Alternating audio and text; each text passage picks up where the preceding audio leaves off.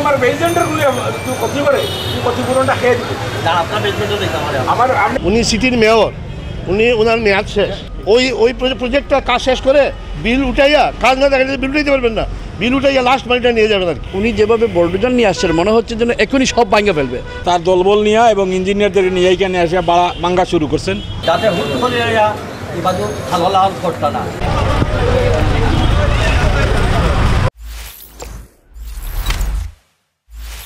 যদি আমার বেজমেন্টের গুলি তুই কপি করে তুই ক্ষতিপূরণটা খেয়ে দিবি না আপনার বেজমেন্টও দেখতে আমার আপনি দেখানো ডাক দিছ আমি কই এরও চিহ্ন দেওয়া হয়েছে উইদিন দ্য ফাইভ। আপনি প্রত্যেক মার্কেটের লোকে শেয়ার করতা আমরা ইঞ্জিনিয়ার এবং কন্ট্রাক্টর, যাতে হুট করে এবারে ভালো করতে না। উনি সিটির মেয়র, ওনার মেয়াদ শেষ। ওনার উন্নয়ন কাজগুলো হয় অপরিকল্পিত। উনি আমাদের আওয়ামী লীগ গভর্নমেন্টের 12,000 কোটি টাকা নষ্ট করছে অপরিকল্পিতভাবে। রাজশাহী, এটা তো আপনারা সাংবাদিকরা মিডিয়া সমালোচনা করে, মানুষ সমালোচনা করে। আমি দেখতেছি এইখানে দেখছি এটার একটা কন্টিনিউয়েশন।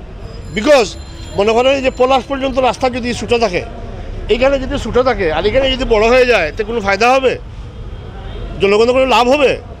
তার মানে কি উনি আমি যেটা বলতেছি, উনি শেষ সময়ে ওই কাজগুলা প্রজেক্টগুলা শেষ করে ওই টাকাগুলো হালাল করার, যে অতীতে যেভাবে হালাল করছেন এইভাবে হালাল করার একটা অপচেষ্টা, বুঝছেন? সুতরাং আমরা ওনার ওই যে অতীতে যেভাবে উনি অবৈধভাবে বিভিন্ন প্রজেক্ট করে নামমাত্র কাজ করে যেভাবে সমস্ত সিলেটকে ধ্বংস করছেন, অপচেষ্টা, সেটার লাস্ট এটা অপচেষ্টা। ওই প্রজেক্টটা কাজ শেষ করে বিল উঠাইয়া কাজ না দেখা বিল উঠাইতে পারবেন না, বিল উঠাইয়া লাস্ট মানিটা নিয়ে যাবেন আর কি। হ্যাঁ, এটা আমার অনুমান আর কি। আমাদেরকে না জানাইয়া, আমাদেরকে কোনো নোটিশ না দিয়া উনি এখানে তার দলবল নিয়ে এবং ইঞ্জিনিয়ারদের নিয়ে এইখানে এসে ভাঙা শুরু করছেন।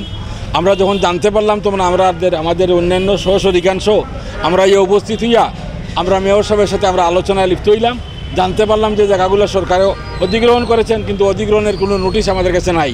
ইভেন তারা কাজ করার পূর্বে যিনি কন্ট্রাক্টর উনি আমাদেরকে কোনো ধরনের কোনো অবগত করেন নাই।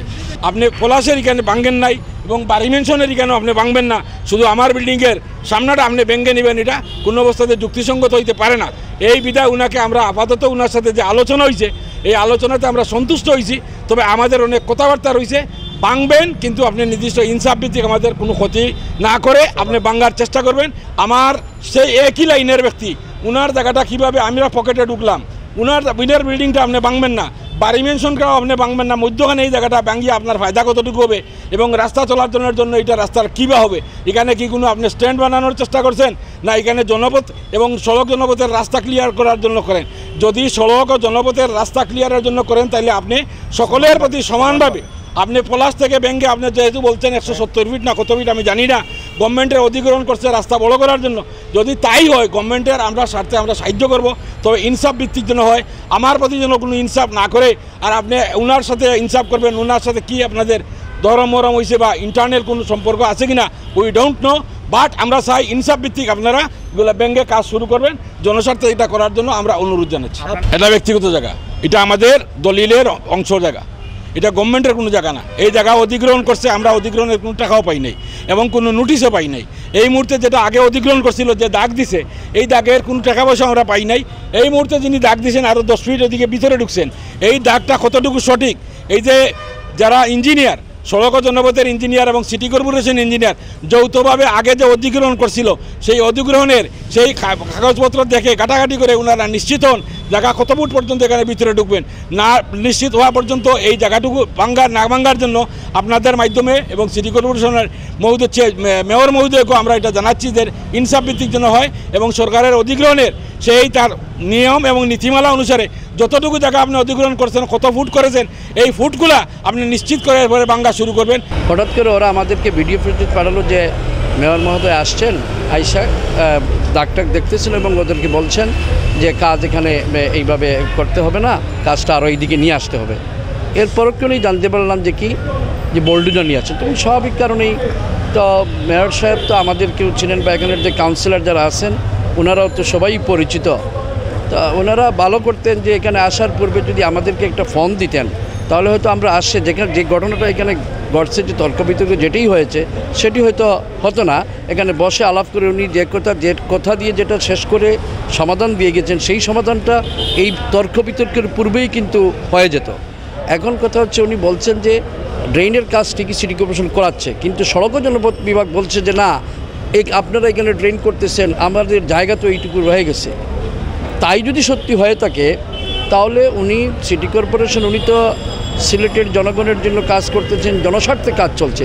জনস্বার্থে কাজ যদি চলে কেউ বাধা বিপত্তি করার কথা না, কিন্তু দেখতে হবে জনস্বার্থে গিয়ে যদি ওইটা আবার কিছু কিছু ব্যক্তি স্বার্থে হয়ে যায় তখন কিন্তু প্রশ্নবিদ্ধ হয়ে যায়। আমাদের কাছে জটলাটা কেন বেচছে যে ওই দিকে দেখেন পলাশ, ওই দিকে হচ্ছে এখানে বাড়ি মেনশন, শুধু এই জায়গাটুকু নাকি যেটা আমাদের এই 4 নম্বর ওয়ার্ডের কাউন্সিলর বলে এখানে পকেট হিসাবে এখানে নাকি 270 ফিট জায়গা একটু বেড়ে গেছে। যদি এইটা করতে হয় তাহলে একটা সামঞ্জস্য রেখে করতে হবে। হুট করে আইনা এখান থেকে এই জায়গা হয়ে গেল আপনার ওই ডিভাইডার থেকে এখানে হয়ে গেল আপনার 70 ফিট আর ওই জায়গায় হয়ে গেলো 40 ফিট। তো আমাদের কেন, আমি মনে করি যারা এই রাস্তা দিয়ে জনগণ যাওয়া আসা করবে তারাই মনে করবে যে বিষয় কি, রাস্তাটা ওইখানে দেখা যায় বড় হয়ে গেছে আবার ওইখানে নিয়ে ছোটো হয়ে গেলো, তাহলে কি এইভাবে তো হয় না। তো সেই জন্য উনি আমাদেরকে যদি এসে বা ওনার কর্মকর্তা কাউকে পাঠিয়ে যদি একটু নক করতেন যে এখানের যারা পরিচালক আছেন, এমডি আছেন, চেয়ারম্যান আছেন, তাদেরকে বলেন আসার জন্য, আমরা এই বিষয় নিয়ে বসে আলাপ করে দেখতে হবে। এখনও উনি যদিও বলে গেছেন, তারপরেও আমরা এখনও আসলে একটা সন্দেহের মাঝে পড়ে গেছি যে হঠাৎ করে এইটুকু বড় 270 ফিট আবার ওইটুকু না, এটা তো একটু প্রশ্নবিদ্ধ হয়ে যায়। তারপরেও যদি এটা সড়ক ও জনপথের থাকে তাহলে নিতে হবে কিভাবে? কারণ উনি যেভাবে বোল্ডোজার নিয়ে আসছেন মনে হচ্ছে যেন এখনই সব ভাঙা ফেলবে। তো এখন যদি ভাঙা শুরু করে, এখানে রাইজার আছে, 58টা ফ্যামিলি আছে, এখানে পানির বিষয় আছে, এই যে ট্যাঙ্কি আছে, এইগুলা আগে প্রথমে যেটা শেষে উনি বলে গেছেন যে এই কাজগুলো আগে করে তারপরে ওই দিকে ভাঙার জন্য।